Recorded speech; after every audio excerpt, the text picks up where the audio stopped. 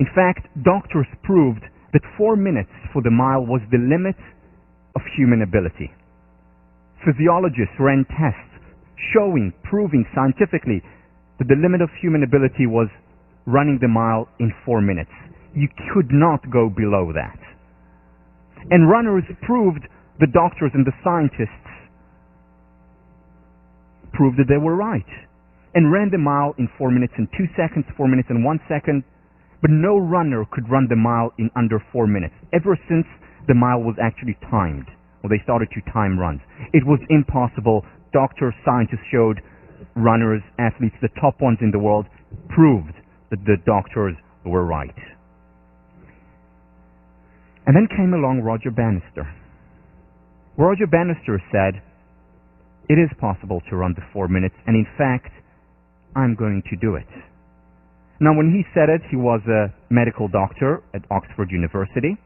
He was a good runner, top runner, but nowhere near the 4-minute mark. His best time was 4 minutes and 12 seconds.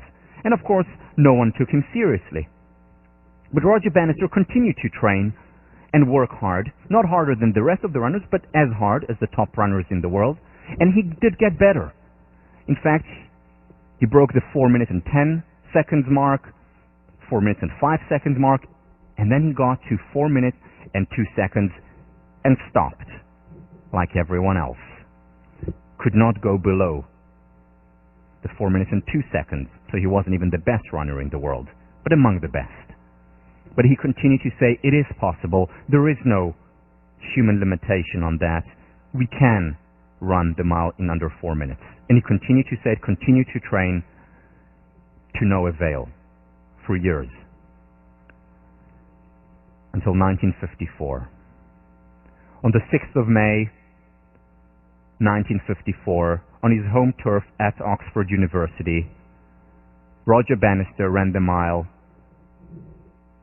in 3 minutes and 59 seconds.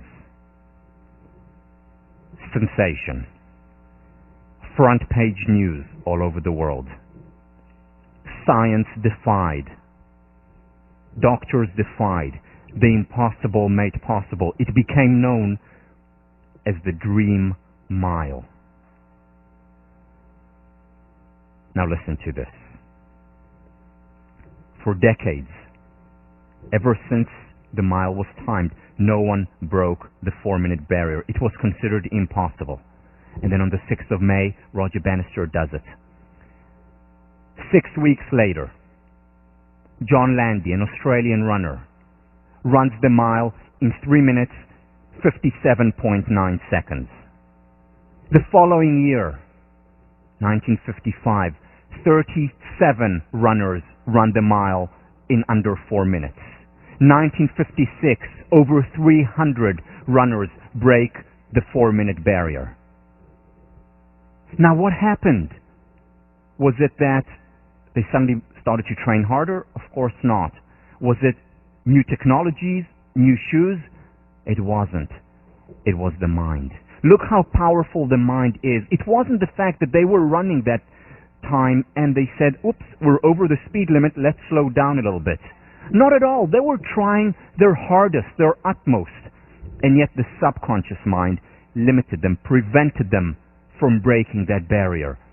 That happened to be not a physical barrier, as the doctors and physiologists and scientists had claimed. It was a mental barrier. And what Roger Bannister did was break down the fort, the mental, psychological fort. Beliefs are self-fulfilling prophecies.